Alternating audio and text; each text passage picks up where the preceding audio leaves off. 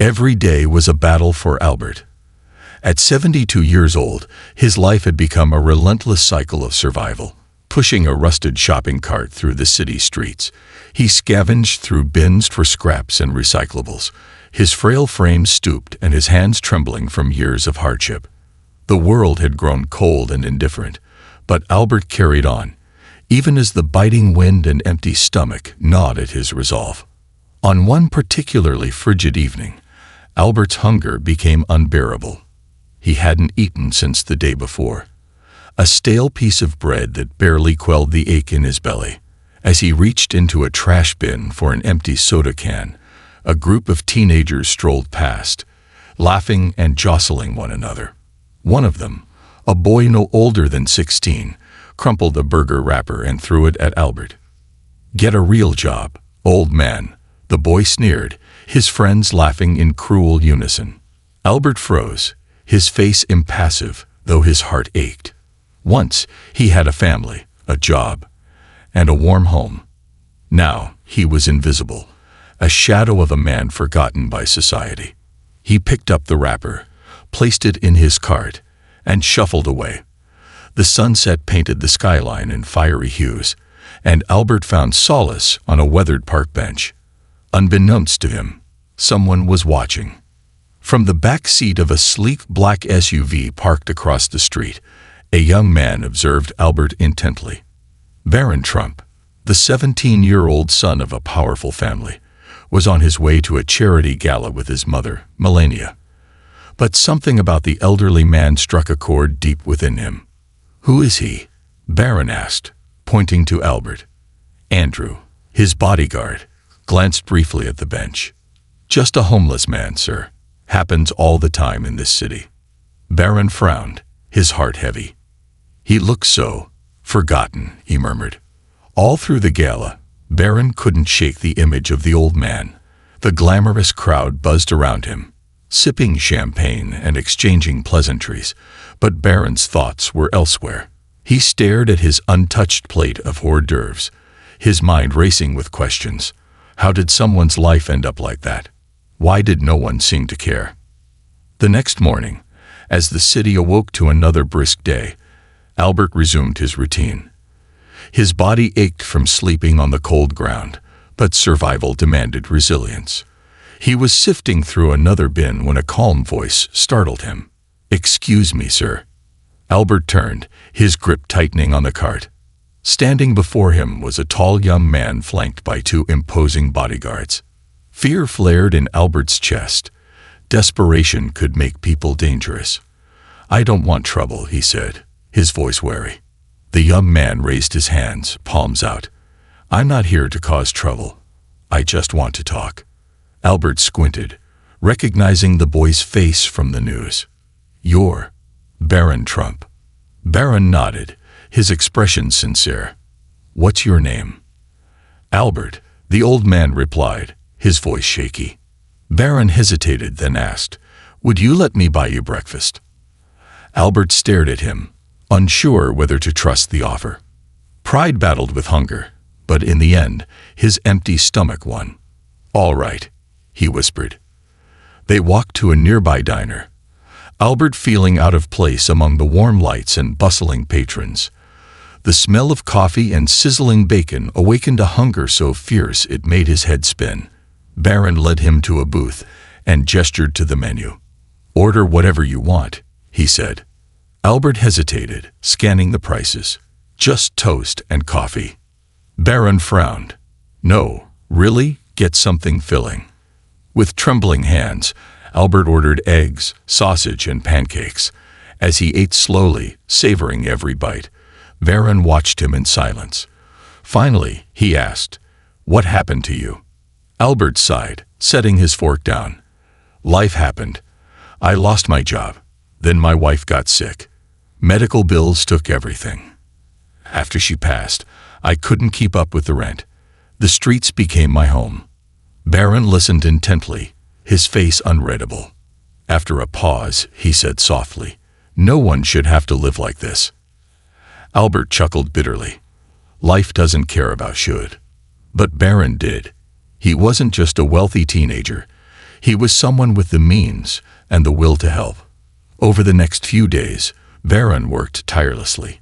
He reached out to shelters, job placement agencies, and medical professionals. He spoke to his parents about his plan. Melania was moved by her son's compassion. "That's very kind of you, Baron," she said, her voice filled with pride. Even Donald, known for his tough demeanor, gave a rare nod of approval. "Do it right," he advised. When Baron returned to Albert's bench, the old man looked surprised. "You came back," he said, his voice tinged with disbelief. "I told you I would," Baron replied. "I have a plan, but it's up to you if you want to go along with it." Albert frowned. "What kind of plan?" Baron explained everything. Temporary housing, medical care, and a job training program. "It won't be easy," he added, "but I believe you can do it." Albert's eyes filled with tears. No one had cared about him in years, let alone believed in him. "Why are you doing this?" he asked. Baron smiled. "Because everyone deserves a second chance." The next day, Albert stood in front of a modest apartment building. Baron opened the door, leading him into a small but cozy space. "This is temporary," Baron explained, "but it's safe and warm." Albert's breath caught. This is for me." Baron nodded. "You're not alone anymore." In the days that followed, Albert began rebuilding his life. Baron arranged for him to visit a doctor who treated his arthritis and addressed years of malnutrition. A job at a local woodworking shop gave Albert purpose and dignity. Though his hands were unsteady at first, the familiarity of the craft soon returned, and the shop owner was impressed by his skill. Each step was a small victory. Albert no longer felt invisible. He felt seen, valued, and most importantly, hopeful. One evening, as Baron visited Albert, he noticed an old photograph on the table. It was of a smiling woman in a garden. "Who's this?" Baron asked gently. "My wife, Margaret," Albert said, his voice heavy with emotion. "She was my everything." Baron placed a comforting hand on Albert's shoulder. "She'd be proud of you." Albert smiled through his tears. For the first time in years, he believed it might be true. And for the first time in years, he felt like his life was worth living again. Rebuilding with purpose, Albert's life began to shift in ways he never thought possible.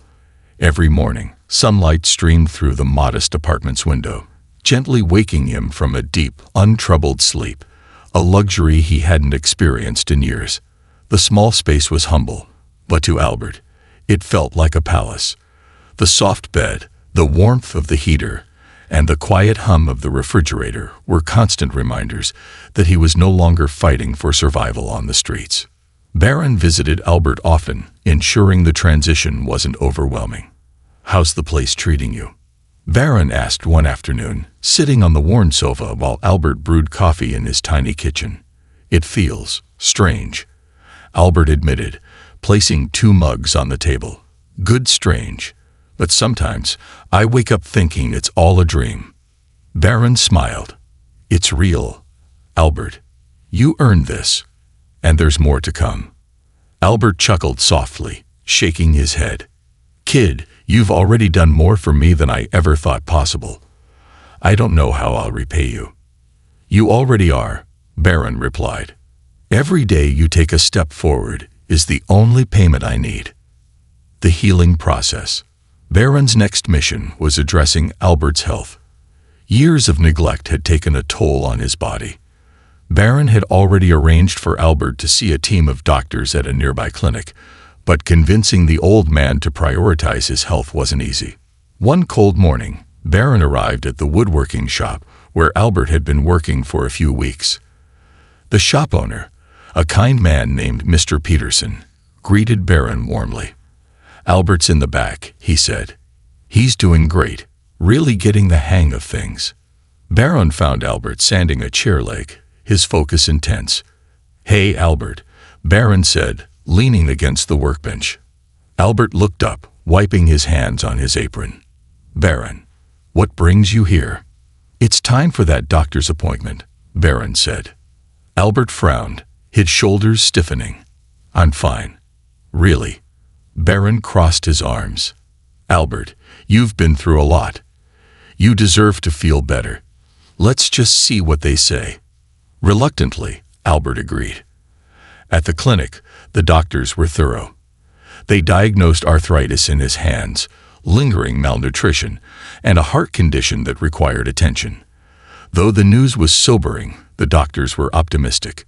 "With treatment and a proper diet, you'll feel like a new man," one physician assured him. Albert sat quietly after the appointment, staring at the prescription papers in his hands. "Why are you doing this for me, Baron?" he asked, his voice heavy with emotion. "Because you matter, Albert," Baron replied without hesitation. "And I want you to see what life can be like when you're healthy and cared for."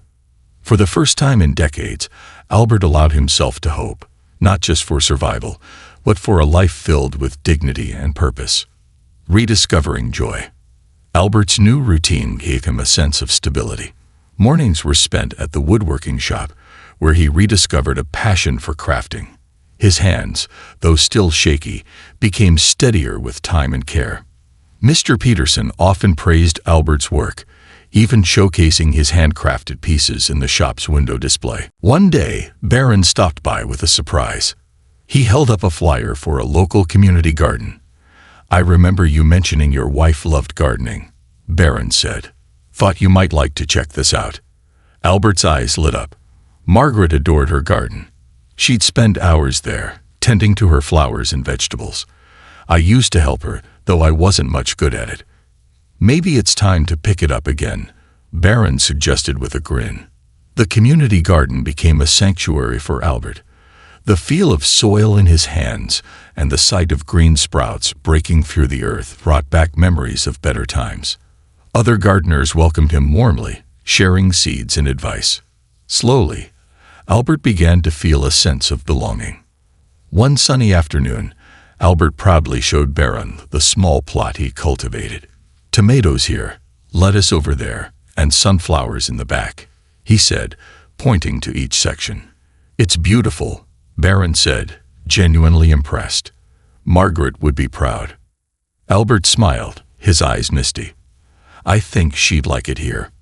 A ripple effect. Baron's efforts didn't go unnoticed. News of his work with Albert began to spread, inspiring others in the community. Donations poured into the transitional housing facility, allowing it to expand and help more individuals. Local businesses reached out, offering job opportunities to those in need. One evening, Baron's mother, Melania, approached him with an idea. "You've started something incredible," she said. "Why not create a foundation to help more people like Albert?" The suggestion planted a seed in Baron's mind. With his parents' support, he founded the Second Chance Initiative, a nonprofit dedicated to helping homeless individuals rebuild their lives. The initiative provided housing, medical care, job training, and emotional support to those ready to take the first step toward change. Albert became one of the foundation's most vocal advocates. He shared his story at events, his voice trembling with emotion, but filled with gratitude. "If someone like me can get a second chance," he'd say, "then anyone can. You just need someone to believe in you." A legacy of kindness. Years passed, and Albert's life flourished. He became a fixture at the woodworking shop, his creations sought after by customers who admired not just their craftsmanship, but the resilience of the man who made them. His garden thrived, a vibrant patch of life that became a favorite spot for neighborhood children to visit and learn. Baron continued to grow the Second Chance Initiative, expanding its reach across the country. But he never forgot Albert, visiting often and seeking his advice on how to improve the program. One evening, as they sat in Albert's cozy apartment, the old man turned to Baron. "You saved my life, you know." Baron shook his head. "No, Albert, you saved your own life. I just gave you the tools." Albert smiled, his eyes twinkling. "Well, you're too modest. But thank you, Baron, for everything." Albert's story became a testament to the power of kindness and the profound impact one person can have on another's life. And for Baron, helping Albert wasn't just an act of charity. It was the beginning of a lifelong mission to ensure no one was ever invisible again. And so, the unlikely friendship between an elderly man who had lost everything and a young man with everything to give became a beacon of hope for countless others, proving that no matter how dark life may seem, a single act of compassion can light the way to a brighter future. A circle of transformation. Albert's life, once marked by despair and solitude, had now become a testament to resilience and the power of compassion. Months turned into a year, and each passing day brought new milestones for him. The woodworking shop flourished with his touch, his garden bloomed with vibrant life, and his spirit, once brittle and broken, grew stronger with every kind gesture and achievement. Baron, however, knew the transformation wasn't yet complete. While Albert had reclaimed his footing, there was still one crucial piece missing: a deeper connection to the world around him. Baron began brainstorming ways to ensure Albert could contribute to others the way he had been helped. Albert's new purpose. One brisk autumn morning, Baron arrived at Albert's apartment with an envelope in hand. "I've been thinking," Baron said, setting the envelope on the table as Albert poured them both coffee. "You've rebuilt your life in ways that are nothing short of inspiring. But I believe you have more to offer."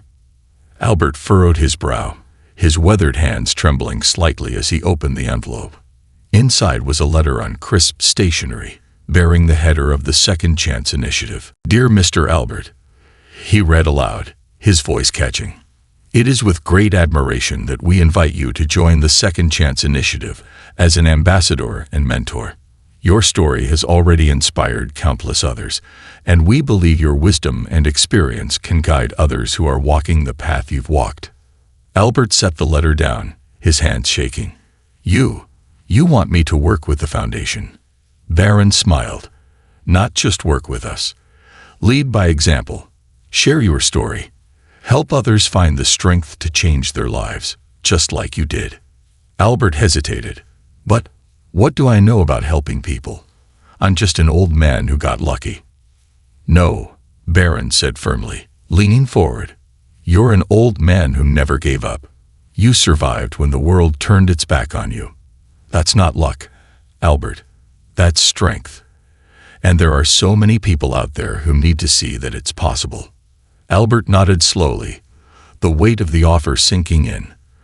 For the first time in years, he felt not just like a man getting by, but like someone who could make a real difference. Becoming a mentor. Albert's first task as an ambassador was to speak at a local shelter, standing at the front of the room, facing a group of men and women who were currently living the life he'd once known. Albert felt a surge of nervousness. He glanced at Baron, who nodded encouragingly from the back of the room. Taking a deep breath, Albert began. "I know what it's like to feel invisible," he said, his voice steady despite the emotion in his words. "To feel like no one cares whether you make it to the next day. I've been there. I lived on the streets for years, and I thought I'd die there. But here's what I want you to know. You're not invisible. You're not worthless. And no matter how dark things seem, there's always a way out." As Albert shared his story, the room grew quiet. Heads nodded, tears fell, and for the first time in a long time, the people in the shelter felt seen. Afterward, a young man approached Albert with tears in his eyes. "Do you really think someone like me can make it?" he asked. Albert placed a hand on the young man's shoulder. "I know you can," he said, "because if I can, so can you." Building a community. Albert's role as a mentor grew quickly. He began organizing workshops at the woodworking shop, teaching others skills that could help them earn a living. His gentle patience and understanding made him a natural teacher, and many of his students found not just a skill, but a sense of purpose. Baron often visited these workshops, quietly observing the transformation taking place. "You've created something incredible here," Baron said one evening as they walked through the shop. Albert shook his head. "We've created it, Baron. None of this would have happened without you." But Baron knew better. He had given Albert a push, yes, but everything else had come from Albert's resilience and heart. Together, they were proving that change wasn't just about charity. It was about empowerment, dignity, and giving people the tools to help themselves. The ripple effect. As Albert grew more confident in his new role, he began advocating for systemic change. "We can't just put a Band-Aid on homelessness," he said at a Second Chance Initiative meeting. "We need to address the root causes: affordable housing, mental health care, job training.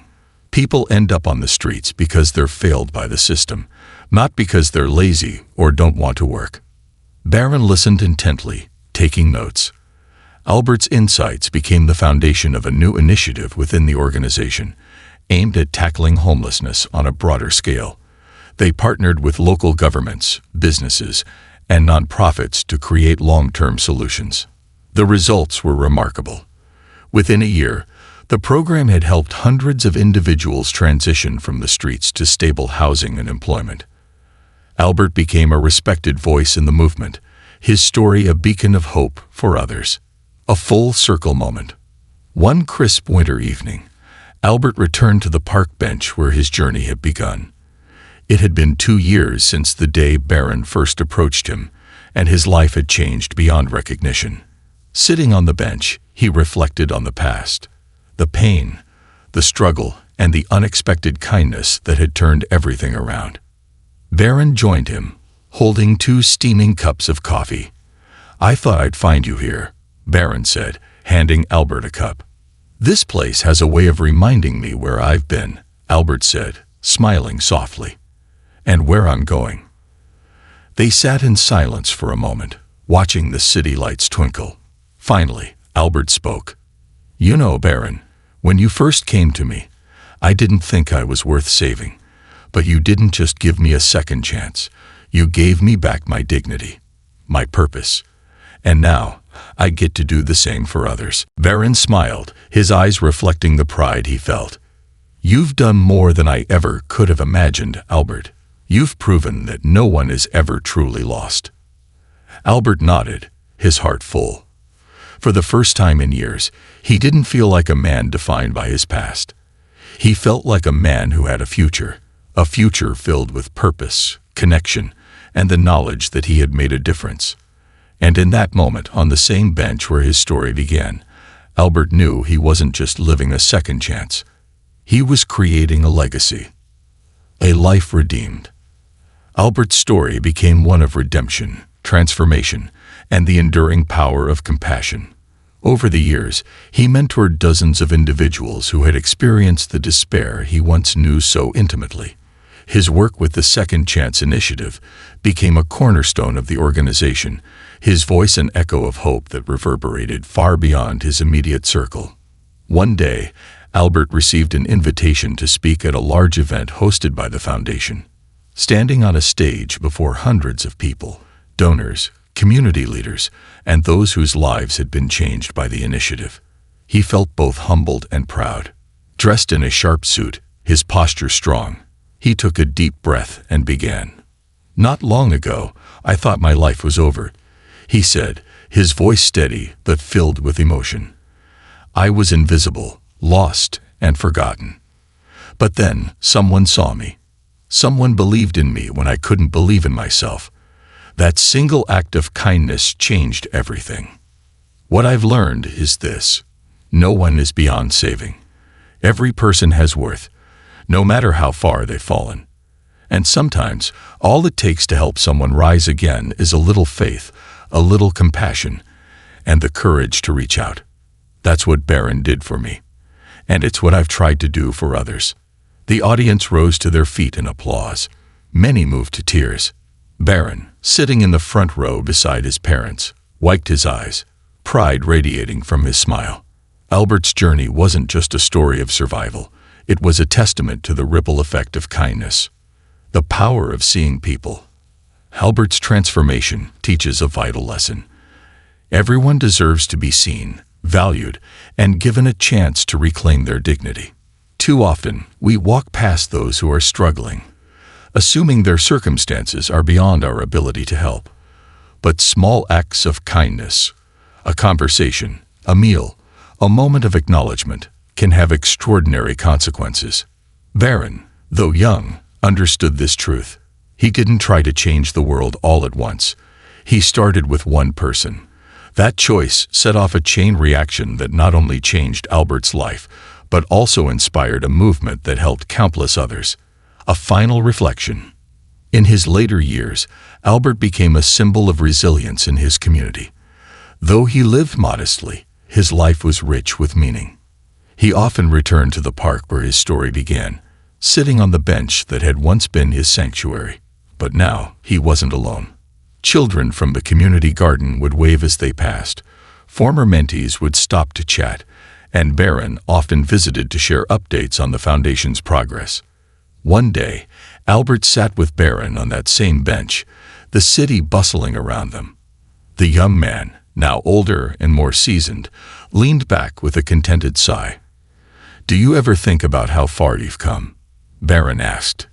Albert smiled, his eyes crinkling with warmth. "Every day. And I'm grateful for every step of the journey. But what I'm most grateful for is that you saw me when no one else did." Baron shook his head. "I didn't just see you, Albert. You showed me what it means to fight for something real. You changed me as much as I changed you." Albert nodded, his heart full. That's the thing about kindness.